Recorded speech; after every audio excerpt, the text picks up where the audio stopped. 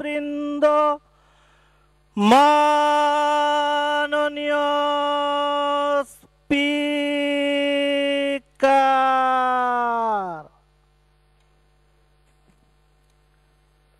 أعوذ بالله من الشيطان الرجيم. بسم الله الرحمن الرحيم.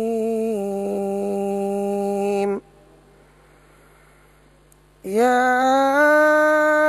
أيها الذين آمنوا لا تأكلوا الربا أضعافا مضاعفة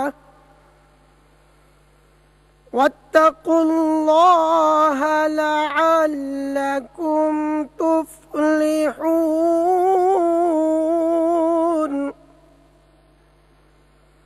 واتقوا النار التي أعدت للكافرين وأطيعوا الله والرسول لعلكم ترحمون. صدق الله العظيم. بسم الله الرحمن الرحيم.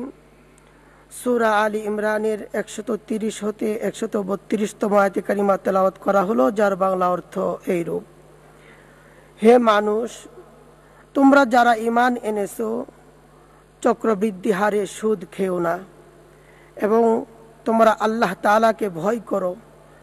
আশা করা যায় তোমরা সফল হতে পারবে। জাহান্নামের আগুনকে তোমরা ভয় করো, কাফেরদের জন্যই এটাকে তৈরি করে রাখা হয়েছে। তোমরা আল্লাহ তাআলা ও তার রাসূলের কথা মেনে চলো, আশা করা যায় তোমাদের উপর দয়া করা হবে। বারাকাল্লাহু লানা ওয়া লাকুম ফিল কুরআনিল আযীম। আসসালামু আলাইকুম ওয়া রাহমাতুল্লাহ।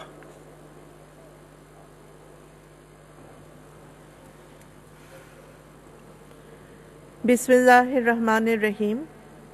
মাননীয় সদস্যবৃন্দ, আসসালামু আলাইকুম। মাননীয় সদস্যবৃন্দ, দিনের কার্যসূচি অনুযায়ী এখন বাজেট উপস্থাপন। আমি এখন মাননীয় অর্থমন্ত্রী জনাব আ.হ.ম মোস্তফা কামালকে 2019-2020 অর্থ বছরের সম্পূরক বাজেট এবং 2020-2021 অর্থ বছরের বাজেট উপস্থাপনের অনুমতি প্রার্থনার আহ্বান জানাচ্ছি। মাননীয় স্পিকার, আপনাকে ধন্যবাদ। মাননীয় স্পিকার, আমি আ.হ.ম মোস্তফা কামাল, অর্থমন্ত্রী 2019-2020 অর্থ বছরের সম্পূরক বাজেট এবং 2020-2021 অর্থ বছরের বাজেট এই মহান সংসদে উপস্থাপনের অনুমতি প্রার্থনা করছি। মাননীয় স্পিকার, আপনাকে ধন্যবাদ। ধন্যবাদ মাননীয় মন্ত্রী, অনুমতি দেয়া হলো। মাননীয় অর্থমন্ত্রী, আপনি এখন বাজেট উপস্থাপন করবেন। আপনি চাইলে বসে বলতে পারবেন। থ্যাংক ইউ মাননীয় স্পিকার। বিসমিল্লাহির রহমানির রহিম। মাননীয় স্পিকার, আপনার সানুগ্রহ অনুমতিক্রমে আমি আ.হ.ম মোস্তফা কামাল, অর্থমন্ত্রী 2019-20 অর্থ বছরের সম্পূরক বাজেট এবং 2020-21 অর্থ বছরের প্রস্তাবিত বাজেট এই মহান সংসদে উপস্থাপন করছি। মাননীয় স্পিকার, আমার বক্তব্যের শুরুতে আমি জাতির পিতার জন্মশতবার্ষিকীতে তাকেই প্রগাঢ় ভক্তি ও বাদিত অন্তঃকরণে স্মরণ করছি, যিনি হলেন সোনার বাংলার স্বপ্নচারী, বাঙালির বরপুত্র, মৃত্যুঞ্জয়ী জাতির পিতা বঙ্গবন্ধু শেখ মুজিবুর রহমান। আমি স্মরণ করছি 1975 সালের 15 আগস্টে কালোরাত্রিতে শহীদ বঙ্গমাতা সহ বঙ্গবন্ধু পরিবারের সকল সদস্য এবং অন্যান্য শহীদদেরকে। আমি আরও স্মরণ করছি জেলখানায় শহীদ জাতীয় 4 নেতা, মহান মুক্তিযুদ্ধে শহীদ 30 লাখ বীর মুক্তিযোদ্ধা ও স্বাধীনতা যুদ্ধের সময় সম্ভ্রম হারানো 2 লাখ মা বোনকে। আমাদের স্বাধিকার থেকে স্বাধীনতা আন্দোলনে দেশের জন্য যারা জীবন দিয়েছেন, যাদের চরম ত্যাগের বিনিময়ে আমরা আজ স্বাধীন বাংলাদেশের নাগরিক, সেই সকল অকুতোভয় 20 সন্তানদের গভীর ভালোবাসায় শ্রদ্ধার সাথে স্মরণ করছি। আমি মহান আল্লাহ পাকের কাছে তাদের সকলের আত্মার মাগফিরাত কামনা করছি। একই সাথে বৈশ্বিক মহামারী কোভিড-19 প্রাণ হারানো সকলের আত্মার মাগফিরাত কামনা করছি। সমবেদনা জ্ঞাপন করছি তাদের পরিবারের প্রতি। আর যারা এখনও আক্রান্ত হয়ে চিকিৎসাধীন আছেন তাদের আশু সুস্থতা কামনা করছি। মাননীয় স্পিকার, 2020-21 অর্থবর্ষের বাজেট বক্তৃতাটি সূচনা পর্ব থেকে শেষ পর্ব পর্যন্ত মোট 10টি পর্বের সমারোহে রচিত।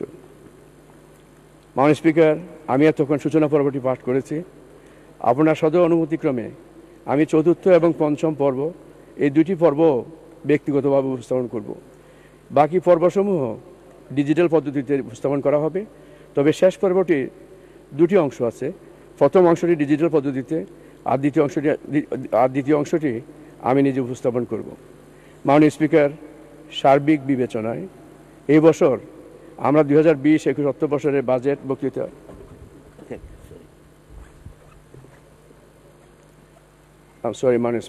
মাননীয় স্পিকার, সার্বিক বিবেচনায় এই বছর আমরা 2020-21 অর্থবর্ষের বাজেট বক্তৃতা সংক্ষিপ্ত আকারে উপস্থাপন করছি। তবে পূর্ণাঙ্গ বাজেট বক্তৃতাটি বিস্তারিত তথ্যাদি সহ টেবিলে উপস্থাপিত হয়েছে।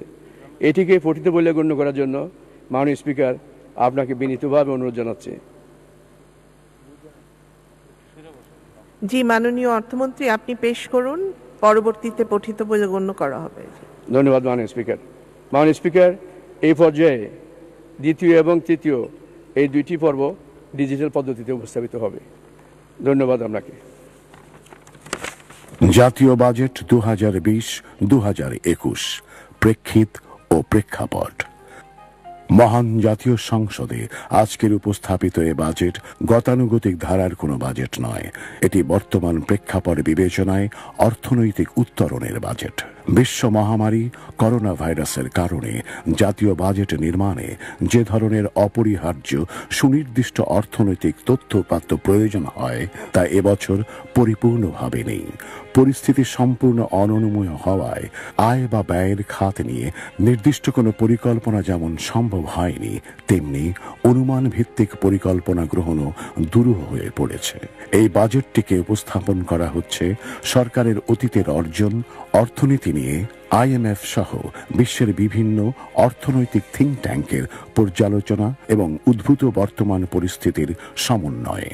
আন্তর্জাতিক মুদ্রা তহবিল IMF এর ওয়ার্ল্ড ইকোনমিক আউটলুক এপ্রিল 2020 অনুযায়ী চলতি অর্থ বছরে বাংলাদেশ জিডিপি প্রবৃদ্ধিতে দক্ষিণ ও দক্ষিণ পূর্ব এশিয়ায় চীন ও ভারত সহ অধিকাংশ দেশের উপরে অবস্থান করবে এবং আগামী অর্থ বছরের জিডিপিতে 9.5% প্রবৃদ্ধি অর্জনের মাধ্যমে উক্ত অবস্থান ধরে রাখতে সক্ষম হবে। আর এরই মাধ্যমে ইনশাল্লাহ বাংলাদেশ ফিরে আসবে পূর্বের ধারাবাহিক গ্রোথ ট্র্যাজেক্টরিতে। এবারের বাজেটটি কোনো আবেগ বা উচ্চাভিলাষ নয়, বরং বিদ্যমান বাস্তবতা, সময়ের দাবি ও নির্মোহ অর্থনৈতিক সূত্রসমূহের অনুসরণের চেষ্টার ফসল। চলতি অর্থ বছরই জাতির পিতার 100তম জন্মবার্ষিকী। জাতির জন্য বিশেষ এ বছরটিতে অর্থনীতিতে দেশের সেরা প্রবৃদ্ধিটি জাতিকে উপহার দিতে আত্মপ্রত্যয়ী ছিল সরকার। এক্ষেত্রে ঈপ্সিত লক্ষ্যমাত্রাটি ছিল 8.2% থেকে 8.3%। অর্থ বছরের প্রথম 8 মাস পর্যন্ত দেশ যখনও করোনায় আক্রান্ত হয়নি, ততদিন পর্যন্ত অর্থনীতিতে একটি শক্তিশালী অবস্থান ধরে রাখতে সক্ষম হয়েছিল সরকার।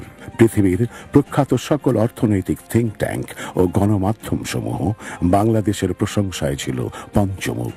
এশীয় উন্নয়ন ব্যাংক ADBর হিসেবে বছরের প্রথম 8 মাস আমাদের প্রবৃদ্ধি ছিল 7.8%। কিন্তু দুঃখের বিষয়, করোনার প্রভাব সারা বিশ্বের অর্থনীতির হিসেব নিকেশকে সম্পূর্ণ ওলটপালট করে দিয়েছে।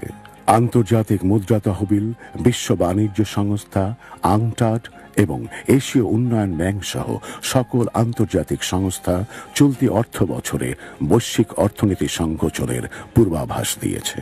দ্য ইকোনমিস্ট 2 মে 2020 তারিখ 66টি উদীয়মান সবল অর্থনীতির দেশের তালিকা প্রকাশ করেছে। তাতে আল্লাহর অশেষ রহমতে বাংলাদেশ নবম শক্তিশালী স্থানে অবস্থান করছে। সরকার মনে করছে অর্জন বা কৃতিত্ব প্রকাশের সময় এটা নয়। সময় এখন প্রাণঘাতী করোনা ভাইরাসের মোকাবেলা করে সুচিন্তিত পরিকল্পনার মাধ্যমে দেশের সকল মানুষকে সাথে নিয়ে দেশকে এগিয়ে নিয়ে যাওয়া। মাননীয় প্রধানমন্ত্রীকে ধন্যবাদ, তিনি নিরলসভাবে এই দায়িত্বটি পালন করে যাচ্ছেন। কোভিড-19 মোকাবেলায় মাননীয় প্রধানমন্ত্রীর ঘোষিত একগুচ্ছ প্রণোদনা প্যাকেজ।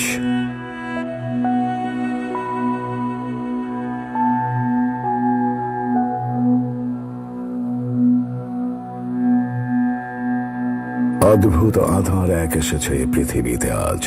থমকে গেছে চেনা চারপাশ। অসুখ, আতঙ্ক, ক্ষুধা, দারিদ্র আর দুর্ভিক্ষের ভয়াল হাতছানি। বিপর্যস্ত মানুষ, প্রতিটি রাষ্ট্র, রাষ্ট্রের অর্থনীতি। অদৃশ্য এক জীবাণু শক্তির কাছে পরাভূত ধনী দরিদ্র, উন্নত অনুন্নত, ছোট বড় সব দেশ। মুহুর্মুহু মৃত্যু আর আক্রান্তের সংবাদে আজ শোকাচ্ছন্ন পৃথিবী। 10 জুন 2020 পর্যন্ত সারা বিশ্বে আক্রান্ত হয়েছেন 72,77,000 এবং প্রাণ হারিয়েছেন 4,12,000 জন।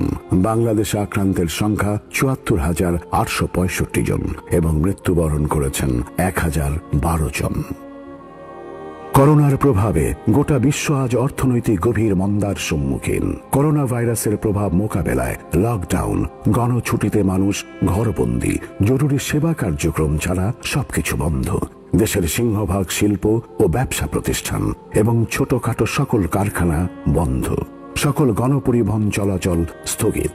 আমাদের দেশের অর্থনীতির প্রাণশক্তি হচ্ছে আমাদের দেশের মানুষ, যাদের বিন্দু বিন্দু ঘামের বিনিময়ে, চেষ্টায়, ত্যাগ, তিতিক্ষায় আমাদের অর্থনীতির চাকা সচল থাকে। সেই কৃষক, শ্রমিক, মজুর, কামার, কুমার, জেলে, বেদে, মুচি, হাজাম, ঋষি, ধোপা, তাঁতি, কাঁসারু, শাঁখারি, স্বর্ণকার, মাঝি, ঘরামি, কাহার, করাতি, পাতিয়াল, স্বাস্থ্যকর্মী, সাংবাদিক, শিক্ষক, ড্রাইভার, ব্যাংকার, অটোরিকশা, ভ্যান চালক, রিকশাওয়ালা সহ সকল ছোট বড় ব্যবসায়ী, সকল শ্রেণী ও নৃগোষ্ঠীর মানুষ, তাদের কারো মনে যখন শান্তি নেই মহামারীর কারণে, ঠিক সেই মুহূর্তে দেশের মানুষ ও অর্থনীতিকে উজ্জীবিত করতে বরাবরের মতো সাহসী ভূমিকায় অবতীর্ণ হয়েছেন মাননীয় প্রধানমন্ত্রী শেখ হাসিনা। যেমনটি তিনি করেছিলেন 1997 সালে এবং 2009 সালের অর্থনৈতিক মন্দায়। মেঘ দেখে কেউ করিস নে ভয়, আড়ালে তার সূর্য হাসে। রপ্তানিমুখী খাতের শ্রমিক, ক্ষতিগ্রস্ত শিল্প ও সার্ভিস খাত, কুটির শিল্প সহ ক্ষুদ্র ও মাঝারি শিল্প, রপ্তানিকারক, ডাক্তার, নার্স ও স্বাস্থ্যকর্মী, মাঠ প্রশাসন, আইন শৃঙ্খলা রক্ষা বাহিনী, সশস্ত্র বাহিনী, নিম্ন আয়ের জনগোষ্ঠী, কর্মহীন দরিদ্র পরিবার, গৃহহীন, কৃষি ও কৃষক, ক্ষুদ্র চাষি, ক্ষুদ্র ব্যবসায়ী ও বিদেশ ফেরত প্রবাসী সহ দেশের মানুষের জন্য তিনি একের পর এক অর্থনৈতিক প্রণোদনা ঘোষণা করছেন। এক একটি প্রণোদনা যেন এদেশের 16,50,00,000 মানুষের জন্য তার হৃদয় নিংড়ানো ভালোবাসা। নভেল করোনা ভাইরাস এর প্রাদুর্ভাব আজকে সমগ্র বিশ্বব্যাপী ছড়িয়ে পড়ায় বিশ্ব স্বাস্থ্য সংস্থা ইতিমধ্যে এটিকে বৈশ্বিক মহামারী হিসেবে ঘোষণা করেছে। এ যাবৎ 202টি দেশ এবং অঞ্চলে এই সংক্রমণ দেখা দিয়েছে। সম্ভাব্য বৈশ্বিক ও দেশীয় অর্থনৈতিক সংকট হতে উত্তরণের জন্য আমরা সভা করেছি এবং কিভাবে আমরা এই অবস্থা মোকাবেলা করতে পারি সেই চিন্তা ভাবনা করে মানুষকে সহায়তা করার কতগুলি পদক্ষেপ আমরা নিতে যাচ্ছি। এই প্রণোদনা প্যাকেজ আমি আশা করি যে আমাদের মানুষের আর্থসামাজিক গতিশীলতা অব্যাহত থাকবে। আমি আশা করি পূর্বে এবং আজকে ঘোষিত আর্থিক সহায়তা প্যাকেজ সমূহ দ্রুত বাস্তবায়িত হলে আমাদের অর্থনীতি পুনরায় ঘুরে দাঁড়াবে এবং আমরা কাঙ্ক্ষিত অর্থনৈতিক প্রবৃদ্ধির কাছাকাছি পৌঁছাতে পারবো ইনশাআল্লাহ। 1971 সালে জাতির পিতা বঙ্গবন্ধু শেখ মুজিবুর রহমানের ডাকে সাড়া দিয়ে যে জাতি মাত্র 9 মাসের মধ্যে স্বাধীনতা অর্জন করতে পারে, যুদ্ধে বিজয় অর্জন করতে পারে, সেই জাতিকে কেউ কখনো দাবায় রাখতে পারবে না, এটা জাতির পিতা নিজেই বলে গেছেন। কাজে আমরাও জাতির পিতার সেই অমোঘ বাণী বুকে ধারণ করে এগিয়ে যাব, এটাই আমাদের লক্ষ্য। মহান আল্লাহ বিশ্ববাসীকে এই মহামারী থেকে রক্ষা করুন, সেটাই আমরা চাই। মাননীয় প্রধানমন্ত্রী তার বিচক্ষণ দূরদৃষ্টিতে এই সংকটময় পরিস্থিতির ভয়াবহতা শুরুতেই অনুধাবন করতে পেরেছিলেন বলেই দেশের সব ধরনের অর্থনৈতিক স্তরের মানুষের জন্য কর্মপরিকল্পনা হাতে নিয়ে ১,০৩,১১৭ কোটি টাকার বিভিন্ন আর্থিক প্রণোদনা প্যাকেজ ঘোষণা করেন, যা জিডিপির ৩.৭%। বাংলাদেশের মতো অর্থনীতির জন্য যেটি একটি বিরল সাহসী পথ।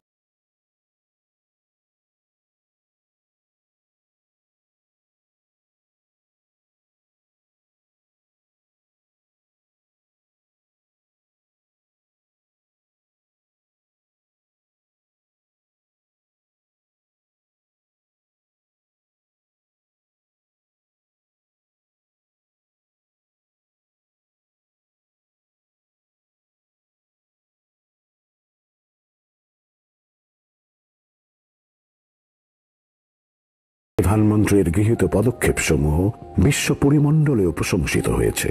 বিশ্বের জনপ্রিয় ফোর্বস ম্যাগাজিনে করোনা মোকাবেলায় সফল নারী নেতৃত্বের তালিকায় স্থান করে নিয়েছেন বাংলাদেশের প্রধানমন্ত্রী শেখ হাসিনা। করোনা মোকাবেলার ক্ষেত্রে তার দ্রুত সিদ্ধান্তকে প্রশংসনীয় মর্মে উল্লেখ করেছে ওয়ার্ল্ড ইকোনমিক ফোরাম।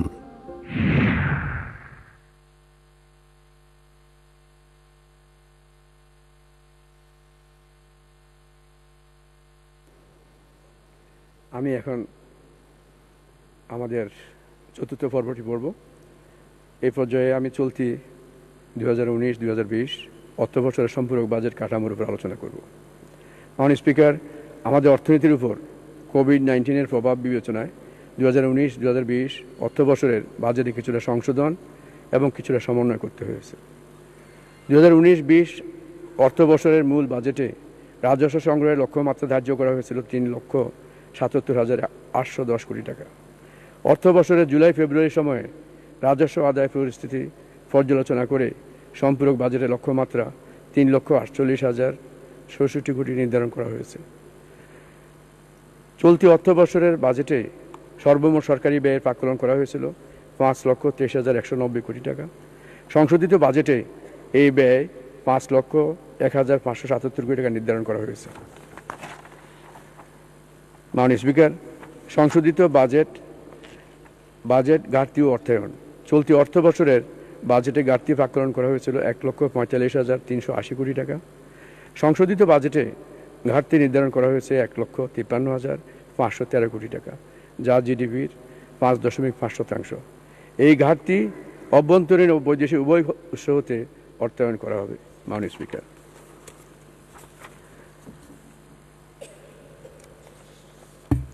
মাননীয় স্পিকার, এবার আমি পঞ্চম পর্বটি আমি পড়ব।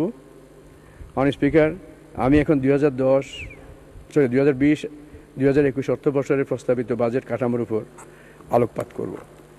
মাননীয় স্পিকার, কোভিড-19-এর প্রভাবে বাংলাদেশের স্বাস্থ্য খাতে যে জরুরি এবং অপ্রত্যাশিত আর্থিক প্রয়োজন দেখা দিয়েছে তা মেটাতে এবং অর্থনীতির বিভিন্ন খাতে যে ক্ষয়ক্ষতি হয়েছে তা পুনরুদ্ধারের কৌশল বিবেচনায় নিয়ে মূলত 2020-21 অর্থবছরের বাজেট প্রস্তুত করা হয়েছে।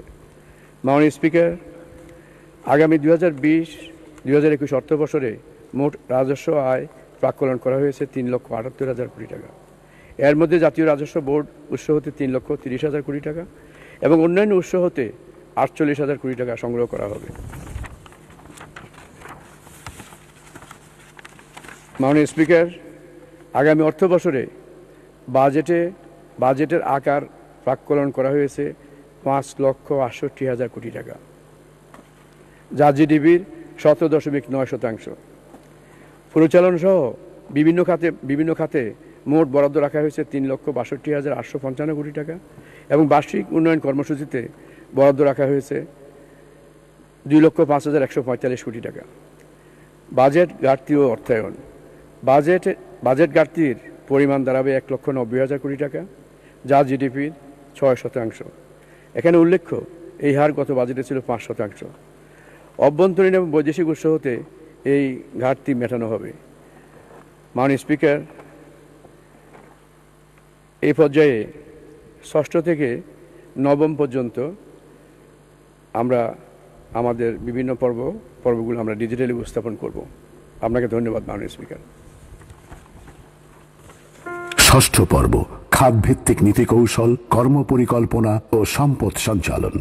মহামারী কোভিড-19 মোকাবেলা, নির্বাচনী ইশতেহার 2018 বর্ণিত প্রতিশ্রুতি বাস্তবায়ন, দ্বিতীয় প্রেক্ষিত পরিকল্পনা 2021-41 এবং টেকসই উন্নয়ন অভিষ্ট ও লক্ষ্যসমূহ অর্জনের প্রয়াস চালানো হবে এ বাজেটের মাধ্যমে। আগামী অর্থ বছর অষ্টম পঞ্চবার্ষিক পরিকল্পনার সর্বপ্রথম অর্থ বছর, সুতরাং এ বাজেটে এর বাস্তবায়ন গুরুত্ব পাবে। বিগত এক দশক ধরে আমাদের জিডিপি প্রবৃদ্ধি ক্রমাগত হারে বেড়েছে। গত 2018-19 অর্থ বছরে 8.15% প্রবৃদ্ধি অর্জিত হয়েছে, যা এশিয়ার সকল দেশের মধ্যে সর্বোচ্চ। আমাদের প্রবৃদ্ধির মূল চালিকা শক্তি ছিল শক্তিশালী অভ্যন্তরীণ চাহিদা, কিন্তু কোভিড-19 বাস্তবতার আলোকে রপ্তানি এবং প্রবাস আয় কমে যাওয়ায় চলতি অর্থ বছরের প্রবৃদ্ধির হার 8.2% হতে কমিয়ে 5.2% নির্ধারণ করা হয়েছে। তবে কোভিড পরবর্তী উত্তরণের বিষয়টি বিবেচনায় নিয়ে দীর্ঘমেয়াদী পরিকল্পনার সাথে সামঞ্জস্য রেখে 2020-2021 অর্থ বছরের প্রবৃদ্ধির হার 8.2% এবং মূল্যস্ফীতি 5.4% নির্ধারণ করা হয়েছে।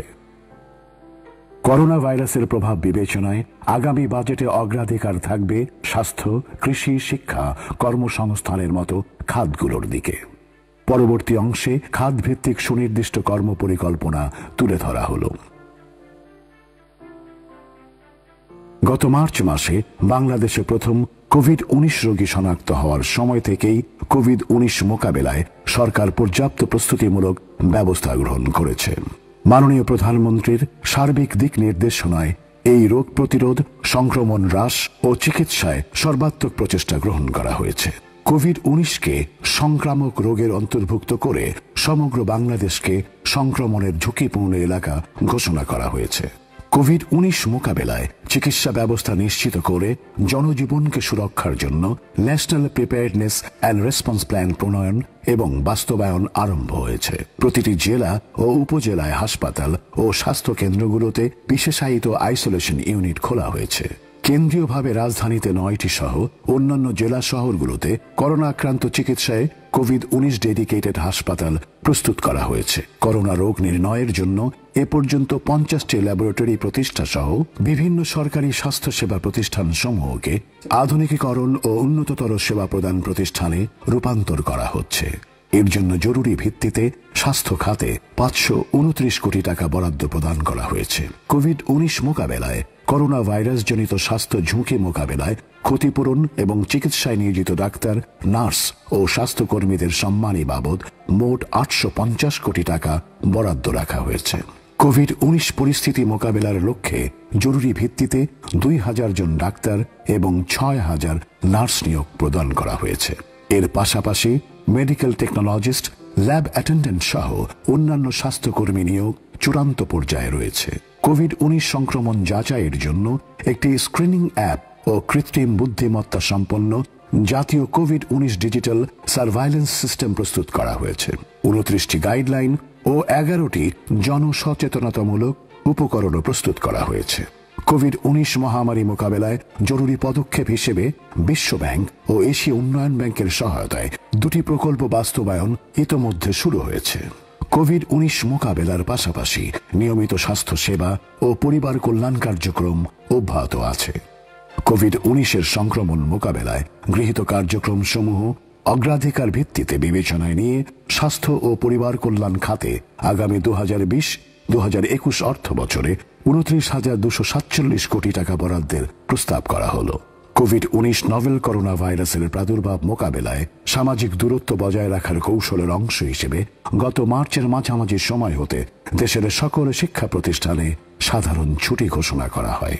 শিক্ষা খাতে আগামী অর্থ বছরের সবচেয়ে গুরুত্বপূর্ণ কাজ হবে এ দীর্ঘ ছুটির ক্ষতি পুষিয়ে নিয়ে পাঠ্যক্রমের ধারাবাহিকতা রক্ষা করা। আগামী 2020-2021 অর্থ বছরে প্রাথমিক ও গণশিক্ষায় 24,938 কোটি টাকা বরাদ্দের প্রস্তাব করা হলো।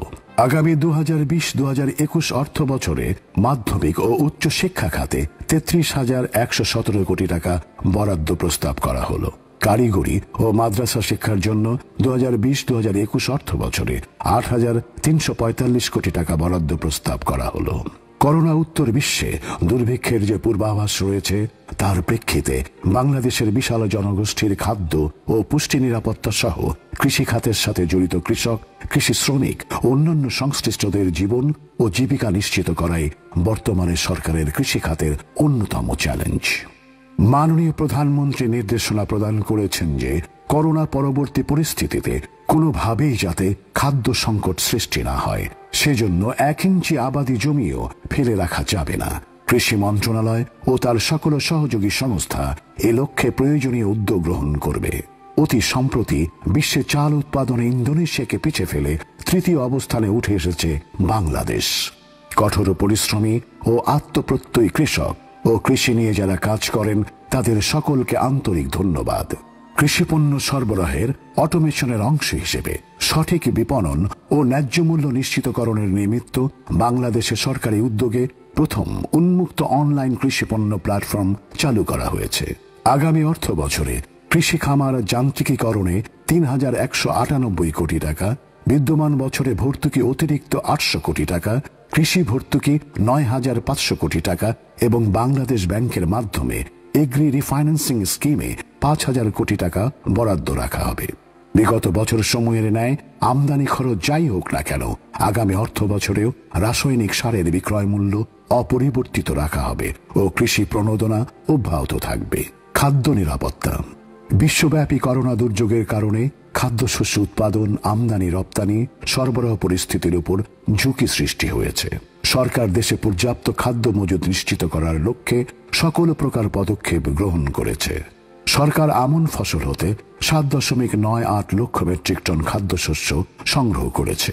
চলতি বোরো ফসল হতে 8 লক্ষ মেট্রিক টন ধান এবং 11.50 লক্ষ মেট্রিক টন চাল সংগ্রহের লক্ষ্যমাত্রা নির্ধারণ করা হয়েছে, যা গতবারের তুলনায় দ্বিগুণ। করোনা পরিস্থিতির প্রভাব মোকাবেলায় দুস্থদের খাদ্য সহায়তা প্রদান, খাদ্য বান্ধব কর্মসূচি, খোলা বাজারে চাল বিক্রয় অব্যাহত আছে। আগামী অর্থ বছরে কৃষি, মৎস্য ও খাদ্য নিরাপত্তা খাতে 22,489 কোটি টাকা বরাদ্দের প্রস্তাব করা হলো।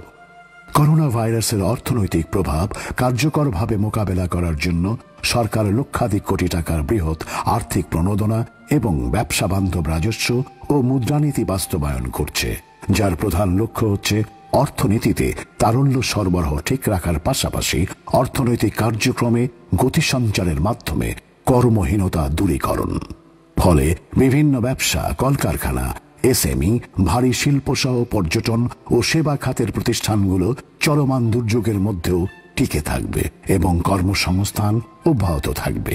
কৃষি ও কৃষি সংশ্লিষ্ট উৎপাদন ও সেবা, ক্ষুদ্র ব্যবসা, ক্ষুদ্র ও কুটির শিল্প ইত্যাদি খাতে গ্রামের দরিদ্র কৃষক, বিদেশ ফেরত প্রবাসী শ্রমিক এবং প্রশিক্ষিত তরুণ ও বেকার যুবাদের গ্রামীণ এলাকায় ব্যবসা ও আত্মকর্মসংস্থানমূলক কাজে স্বল্প সুদে ঋণ বিতরণের ব্যবস্থা সম্প্রসারণ করা হবে। এ কাজে পল্লী সঞ্চয় ব্যাংক, প্রবাসী কল্যাণ ব্যাংক, কর্মসংস্থান ব্যাংক এবং পল্লী কর্মসহায়ক ফাউন্ডেশন PKSF এর মাধ্যমে মোট 2,000 কোটি টাকার ঋণ বিতরণ করা হবে। প্রবাসী বাংলাদেশিদের সামগ্রিক কল্যাণ ও সুযোগের সমতা নিশ্চিতকরণ, কূটনৈতিক প্রচেষ্টার মাধ্যমে নতুন নতুন শ্রমবাজার সৃষ্টি ও উক্ত বাজারের চাহিদা অনুযায়ী প্রশিক্ষণের মাধ্যমে দক্ষ জনশক্তি তৈরি এবং প্রবাস আয়ের প্রবাহ বৃদ্ধির লক্ষ্যে সরকার জোর প্রচেষ্টা চালিয়ে যাচ্ছে।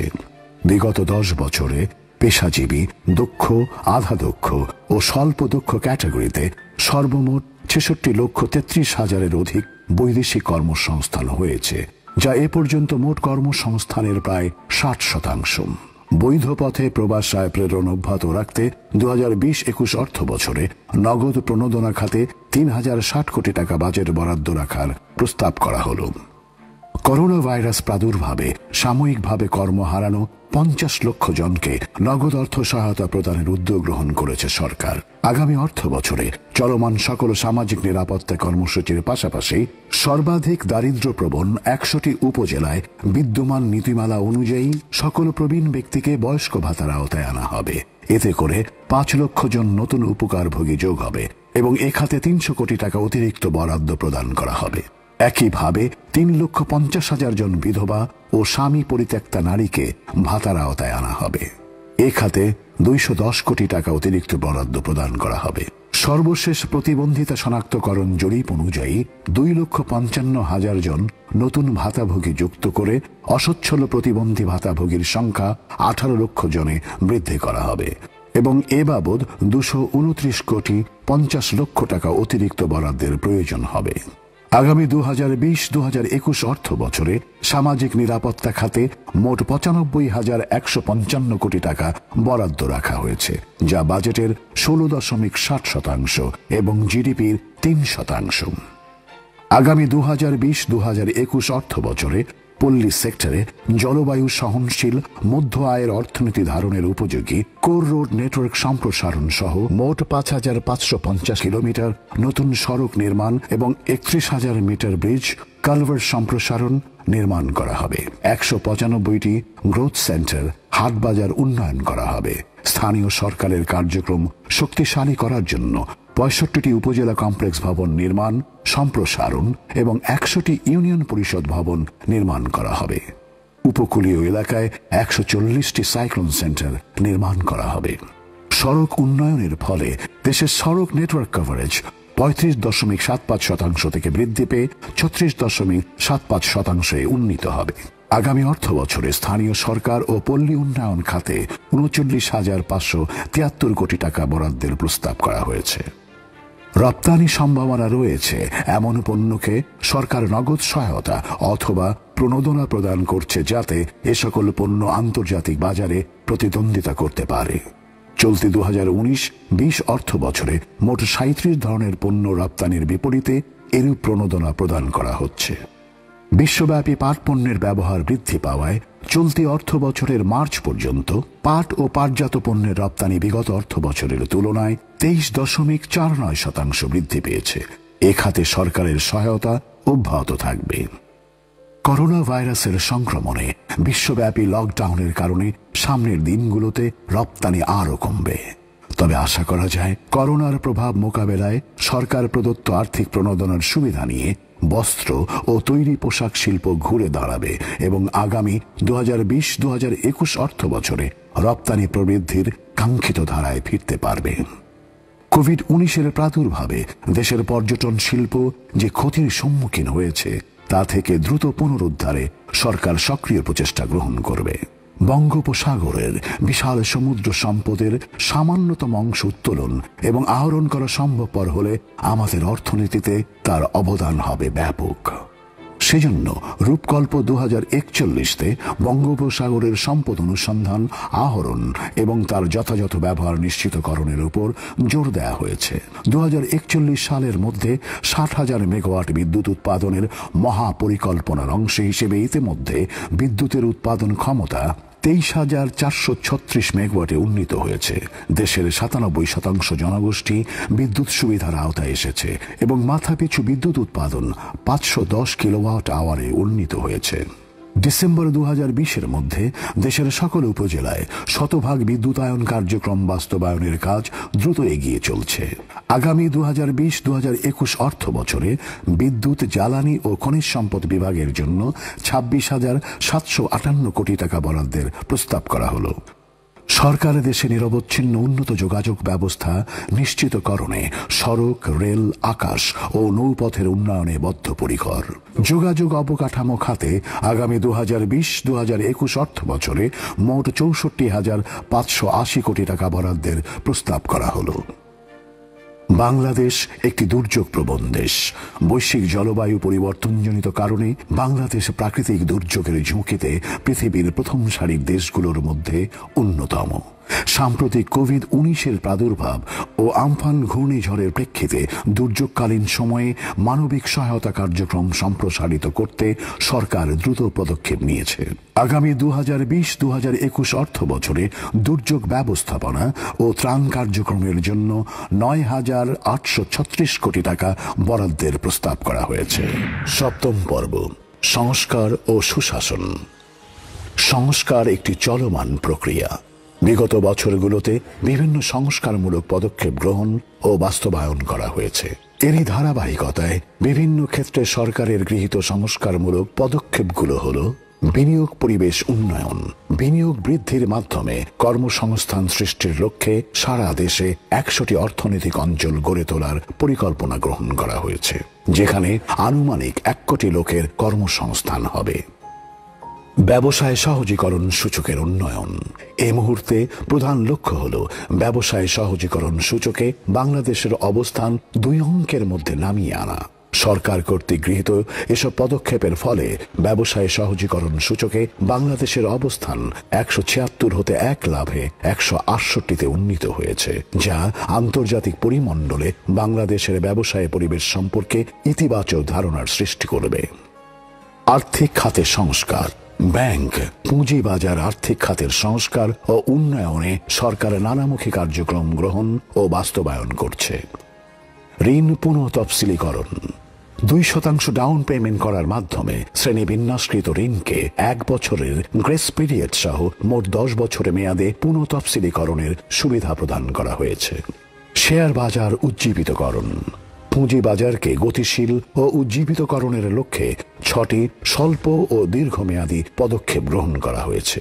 এগুলো হচ্ছে: পুঁজিবাজারে ব্যাংক ও ব্যাংক বহির্ভূত আর্থিক প্রতিষ্ঠানের অংশগ্রহণ বাড়ানো, মার্চেন্ট ব্যাংকার ও প্রাতিষ্ঠানিক বিনিয়োগকারীদের জন্য সহজ শর্তে ঋণ সুবিধা পর্যালোচনা, আইসিবির বিনিয়োগ সক্ষমতা বাড়ানো, পুঁজিবাজারে আস্থা বাড়াতে প্রয়োজনীয় ব্যবস্থা নেওয়া, প্রাতিষ্ঠানিক বিনিয়োগ বাড়ানোর লক্ষ্যে উদ্যোগ গ্রহণ এবং বাজারে মানসম্পন্ন আইপিও বাড়াতে বহুজাতিক ও সরকারি মালিকানাধীন কোম্পানি তালিকাভুক্ত করার উদ্যোগ নেওয়া।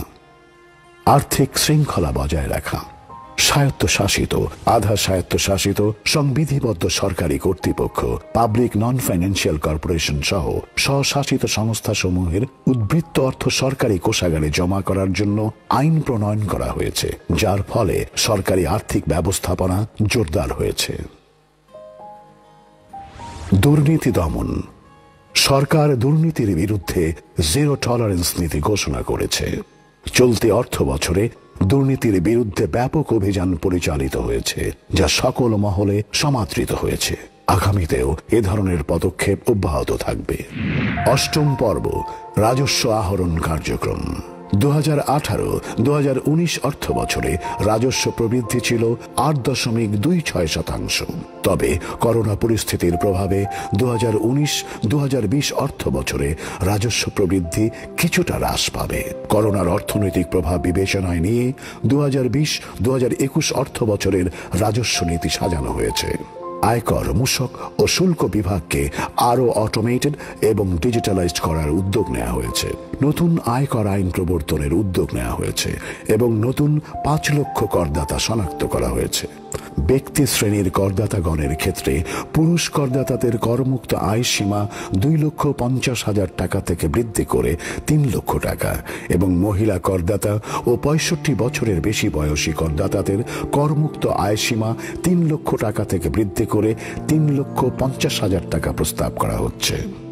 অনলাইন আয়কর রিটার্ন দাখিলের ক্ষেত্রে 2,000 টাকা কর রেয়াত, পুঁজিবাজারে তালিকাভুক্ত নয় এরূপ কোম্পানির কর হার 2.5% হ্রাস করে 32.5% নির্ধারণের এবং তৈরি পোশাক শিল্পে গ্রিন বিল্ডিং সার্টিফিকেশন থাকার ক্ষেত্রে কর হার 10% এবং গ্রিন বিল্ডিং সার্টিফিকেশন না থাকার ক্ষেত্রে 12% আরও 2 বছর অব্যাহত রাখার প্রস্তাব করা হচ্ছে। নিত্য প্রয়োজনীয় পণ্য সহ কতিপয় পণ্যে উৎসে আয়কর কর্তনের হার বর্তমান 5% হতে কমানোর প্রস্তাব করা হচ্ছে। তৈরি পোশাক সহ সকল পণ্যের রপ্তানি মূল্যের উপর উৎসে কর কর্তনের হার 1% থেকে হ্রাস করে 0.5% নির্ধারণের বন্ড লেনদেন মূল্যের উপর উৎসে কর কর্তনের পরিবর্তে কমিশনের উপর উৎসে কর কর্তনের বিধান প্রস্তাব করা হচ্ছে। আয়কর অধ্যাদেশে আয়কর প্রণোদনা সংক্রান্ত 2টি ধারা সংযোজনের প্রস্তাব করা হচ্ছে। আন্ডার ইনভয়েসিং, ওভার ইনভয়েসিং ও ভুয়া বিনিয়োগের মাধ্যমে অর্থ পাচার ও কর ফাঁকির প্রবণতা রোধকল্পে আয়কর অধ্যাদেশে একটি নতুন ধারা সংযোজন করা হবে। মূল্য সংযোজন কর ও সম্পূরক শুল্ক আইন 2012 এর প্রয়োগ আরও ব্যবসা বান্ধব ও গতিশীল করার লক্ষ্যে আমদানি পর্যায়ে শিল্পের কাঁচামালের উপর আগাম কর 5% হতে হ্রাস করে 4% করা সহ বিভিন্ন প্রস্তাব করা হচ্ছে। সরকারের অগ্রাধিকারমূলক ও ফাস্ট ট্র্যাক ভুক্ত প্রকল্পের বিনিয়োগের ক্ষেত্রে বর্তমানের ন্যায় মূসক অব্যাহতি সুবিধা বহাল রাখার প্রস্তাব করা হয়েছে। 10 লক্ষ টাকার ঊর্ধ্বে ব্যাংক হিসেবের স্থিতির উপর আবগারি শুল্কের হার পরিবর্তনের প্রস্তাব করা হচ্ছে। দেশীয় শিল্পের বিকাশের জন্য মোবাইল টেলিফোন সেট উৎপাদনের উপর কৃষি যন্ত্রপাতি যথা power reaper, power tiller operated seeder, combined harvester, rotary টিলারের উপর ব্যবসায়ী পর্যায়ে মূসক অব্যাহতি প্রদানের প্রস্তাব করা হচ্ছে। করোনা ভাইরাস শনাক্তকরণ ও প্রতিরোধের লক্ষ্যে কোভিড-19 টেস্ট কিটস, পিপিই এবং সার্জিক্যাল মাস্ক, কোভিড-19 নিরোধক ঔষধের আমদানি, উৎপাদন ও ব্যবসায়ী পর্যায়ের মূসক অব্যাহতির প্রস্তাব করা হচ্ছে। কার ও জিপের ক্ষেত্রে রেজিস্ট্রেশন ফি এর ওপর সম্পূরক শুল্ক 10% হতে বৃদ্ধি করে 15% নির্ধারণ। মোবাইল ফোনের সিম, রিম কার্ড ব্যবহারের সেবার উপর সম্পূরক শুল্ক 10% হতে বৃদ্ধি করে 15% নির্ধারণ এবং তামাক ও তামাকজাত পণ্যের ক্ষেত্রে স্তর ভেদে মূল্য ধার্যকরণ ও স্তর ভেদে সম্পূরক শুল্ক নির্ধারণের প্রস্তাব করা হচ্ছে। মুজিব বর্ষের উপহার ইএফডি এর ব্যবহার, এ লক্ষ্যকে সামনে রেখেই ইএফডি স্থাপনের কাজ চলছে। প্রাথমিকভাবে 10,000 এবং পর্যায়ক্রমে সারা দেশে 5 লক্ষ ইএফডি মেশিন স্থাপন করা হবে। বিদ্যমান 6 স্তর বিশিষ্ট আমদানি শুল্ক কাঠামো, 12 স্তর বিশিষ্ট সম্পূরক শুল্ক হার এবং নিত্য প্রয়োজনীয় পণ্য সামগ্রী, সার, বীজ, জীবন রক্ষাকারী ঔষধ এবং কাঁচা তুলা সহ কতিপয় শিল্পের কাঁচামালের ক্ষেত্রে বিদ্যমান শুল্ক হার আগামী অর্থ বছরেও অপরিবর্তিত রাখার প্রস্তাব করা হচ্ছে। কৃষিখাতের প্রধান উপকরণ সমূহ যেমন সার, বীজ, কীটনাশক ইত্যাদি আমদানিতে শূন্য শুল্ক হার অব্যাহত রাখা, রেয়াতি শুল্ক হারে কৃষি যন্ত্রপাতি ও যন্ত্রাংশ আমদানির সুবিধা সম্প্রসারণ করা হবে। রেয়াতি শুল্ক হারে কৃষি যন্ত্রপাতি ও যন্ত্রাংশ আমদানির সুবিধা সম্প্রসারণ করা হবে।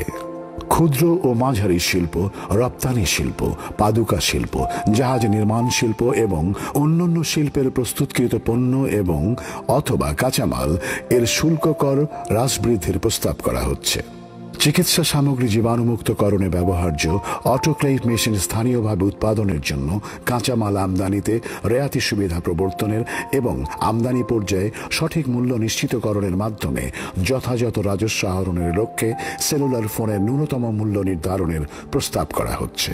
বিদ্যমান কাস্টমস অ্যাক্ট 1969-এ কতিপয় প্রয়োজনীয় সংশোধনী আনয়নের, প্রথম তফসিলে প্রয়োজনীয় সংশোধনী আনয়নের এবং উচ্চ শুল্ক কর হার সম্পন্ন কতিপয় পণ্যের বিদ্যমান ন্যূনতম মূল্য যৌক্তিকীকরণের প্রস্তাব করা হচ্ছে। নবম পর্ব 2019-20 অর্থ বছরের প্রদত্ত বাজেটে জাতিকে দেয়া কিছু মৌলিক প্রতিশ্রুতি ও তার বাস্তবায়নের অগ্রগতি। বৈধ পথে অর্থ প্রেরণ উৎসাহিত করার জন্য 1 জুলাই 2019 হতে প্রবাসী বাংলাদেশিদের প্রেরিত অর্থের উপর 2% হারে প্রণোদনা প্রদান করা হচ্ছে। ফলে চলতি অর্থ বছর শেষ হওয়ার 1 মাস আগেই প্রবাস আয়ে গত বছরের সর্বোচ্চ $16.42 বিলিয়ন রেকর্ড ছাড়িয়ে $16.56 বিলিয়ন নতুন রেকর্ড সৃষ্টি হয়েছে।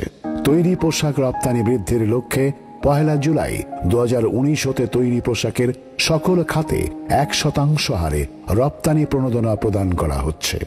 দেশের শিল্প ও ব্যবসা খাতকে প্রতিযোগিতা সক্ষম করার লক্ষ্যে 1 এপ্রিল 2020 হতে ব্যাংক ঋণের সুদের হার সর্বোচ্চ 9% কার্যকর করা হয়েছে।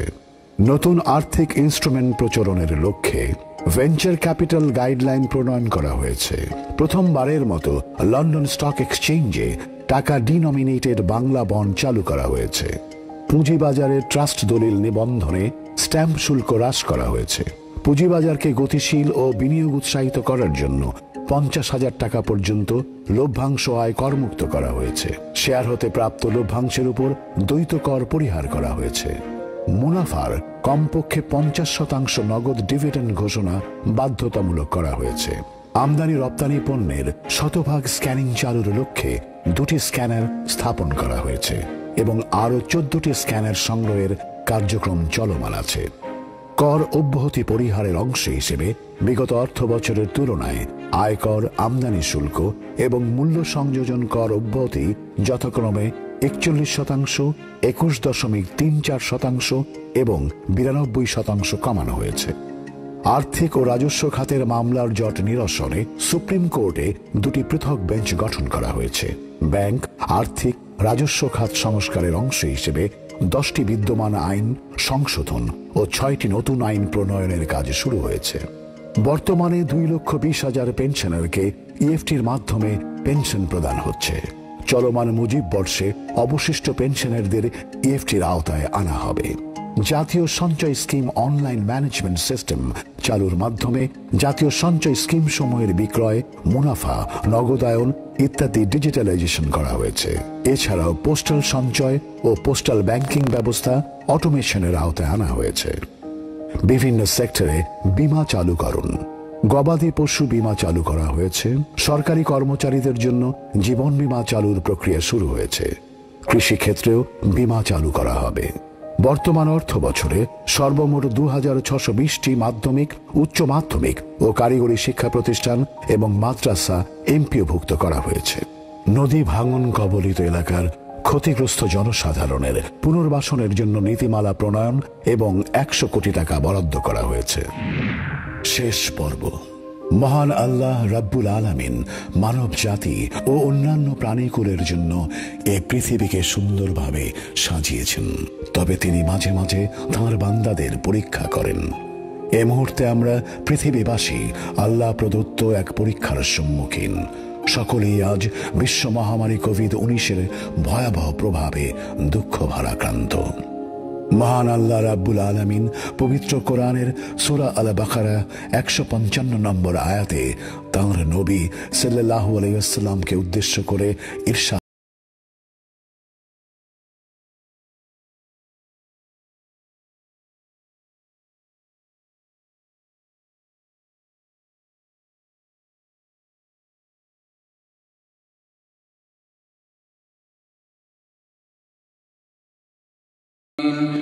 যার বাংলা অনুবাদ হচ্ছে, আমি তোমাদিগকে কিছু ভয়, ক্ষুধা এবং ধন সম্পদ, জীবন ও ফল ফসলের ক্ষয়ক্ষতি দ্বারা অবশ্যই পরীক্ষা করিব, তবে তুমি শুভ সংবাদ দাও ধৈর্যশীলগণকে।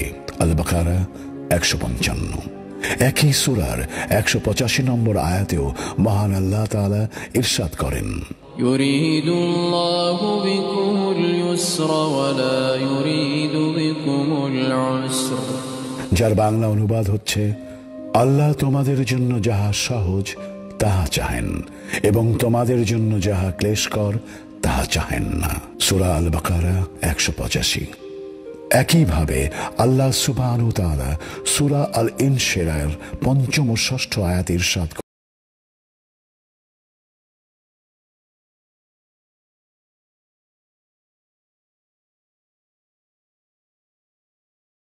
অনুবাদ হচ্ছে, অবশ্যই কষ্টের সাথে স্বস্তি রয়েছে, অবশ্যই কষ্টের সাথে স্বস্তি রয়েছে। সূরা আল ইনশিরা 5 ও 6। মহান আল্লাহর অশেষ রহমতে করোনা ভাইরাসের ফলে সৃষ্ট আধার অচিরেই কেটে যাবে ইনশাআল্লাহ। মাননীয় স্পিকার, আমি 2020-2021 অর্থ বছরের বাজেট উপস্থাপনার একেবারে শেষ প্রান্তে চলে এসেছি। আমাদের বিশ্বাস, মাননীয় প্রধানমন্ত্রীর দিক নির্দেশনায় রচিত এই বাজেটের হাত ধরেই ইনশাল্লাহ আমরা শীঘ্রই পূর্বের উন্নয়নের ধারায় ফিরে যাব।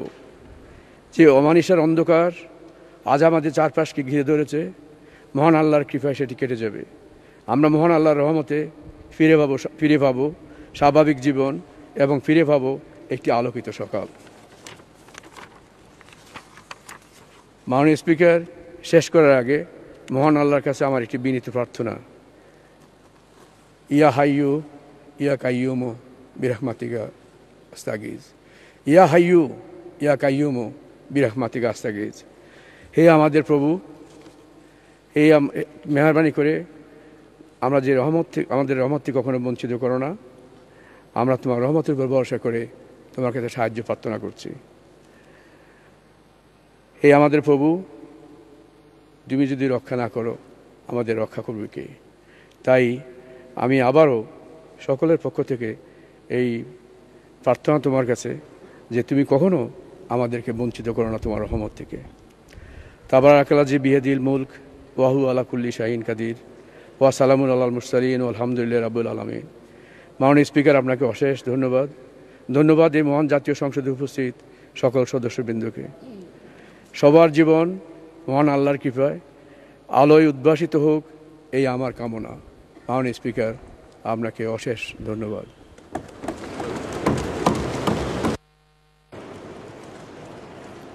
ধন্যবাদ মাননীয় অর্থমন্ত্রী। মাননীয় সদস্যবৃন্দ, মাননীয় অর্থমন্ত্রীর অভিপ্রায় অনুযায়ী তার বাজেট বক্তৃতার অপঠিত অংশ পঠিত বলে গণ্য করা হচ্ছে এবং বাজেটের সকল ডকুমেন্ট টেবিলে উপস্থাপন করা হলো। মাননীয় সদস্যবৃন্দ, 2019-2020 অর্থ বছরের সম্পূরক বাজেট এবং 2020-2021 অর্থ বছরের বাজেট সংসদে উপস্থাপিত হলো। মাননীয় সদস্যবৃন্দ, দিনের কার্যসূচি অনুযায়ী এখন আইন প্রণয়ন কার্যাবলী। আমি এখন মাননীয় অর্থমন্ত্রী জনাব আ.হ.ম মোস্তফা কামালকে অর্থ বিল 2020 উত্থাপনের অনুমতি প্রার্থনার আহ্বান জানাচ্ছি। ধন্যবাদ মাননীয় স্পিকার।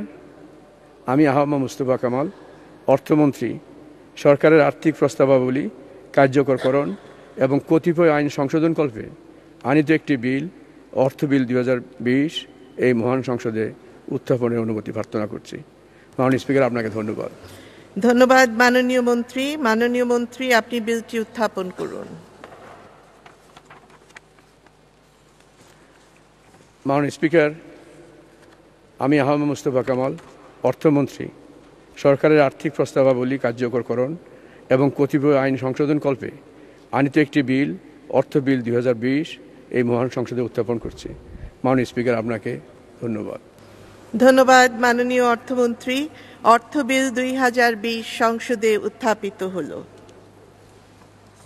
মাননীয় সদস্যবৃন্দ, সংসদের বৈঠক আগামী 31 জ্যৈষ্ঠ 1427, 14 জুন 2020 রবিবার সকাল 11টা পর্যন্ত মুলতবি করা হলো।